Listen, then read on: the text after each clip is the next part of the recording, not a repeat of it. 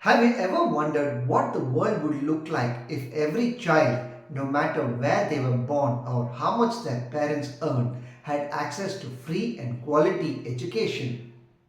Imagine a young girl in a remote village dreaming of becoming a doctor, but being told school is not for you.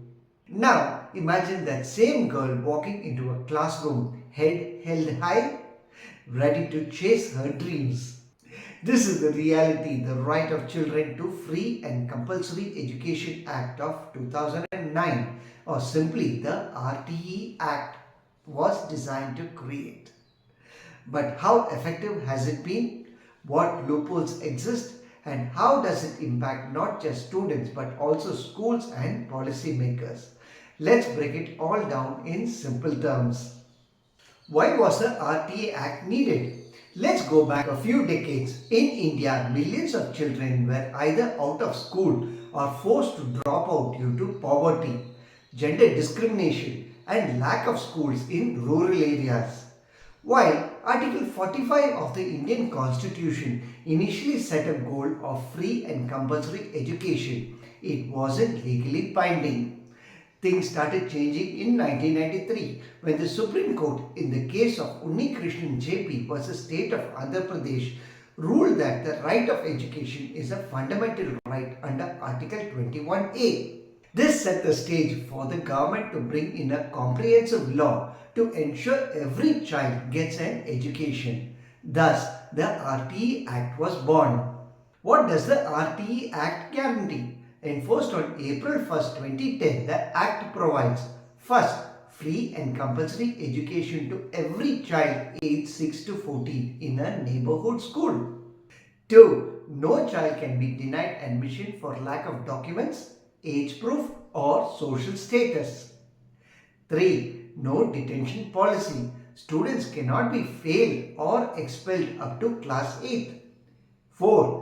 Private schools must reserve 25% of the seats for children from economically weaker sections. 5. Schools must maintain minimum infrastructure standards, including clean toilets, drinking water, and playgrounds. This sounds great, right?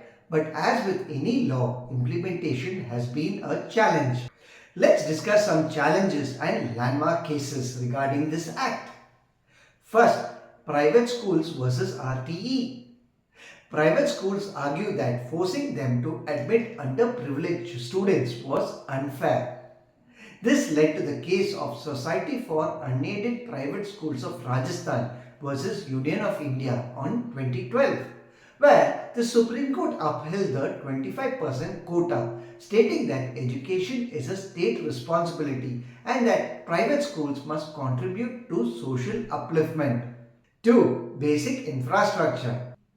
While the Act mandates proper facilities, are schools compliant? In Environmental and Consumer Protection Foundation versus Delhi in 2012, the Supreme Court ordered states to ensure all schools provide basic amenities like toilets, drinking water, and qualified teachers. 3. What about refugee children?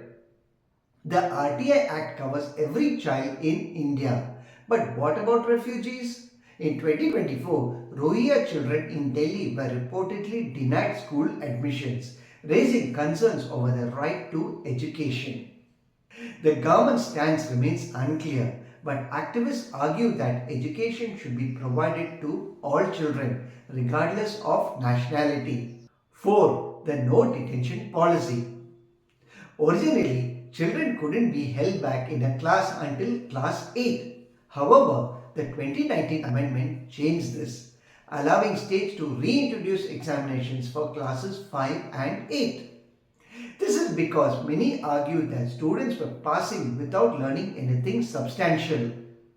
Recently, a new amendment bill was introduced to strengthen the Act, the biggest change: better inclusion of children with disabilities.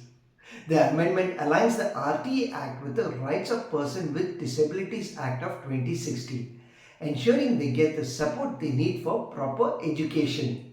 While the RTE Act has made significant progress, several issues remain. First, implementation gaps. Many government schools still lack proper facilities and teachers. 2. Dropout rates. Many children leave schools before completing their education. 3. Quality of education. Simply attending schools is not enough.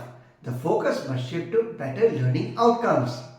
4. Bridging digital divide. With the rise of online education, underprivileged children must also get access to digital resources.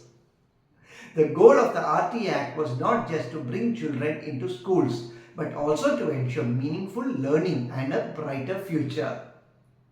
It's up to government bodies, educators, parents, and society as a whole to make this law work in its true spirit.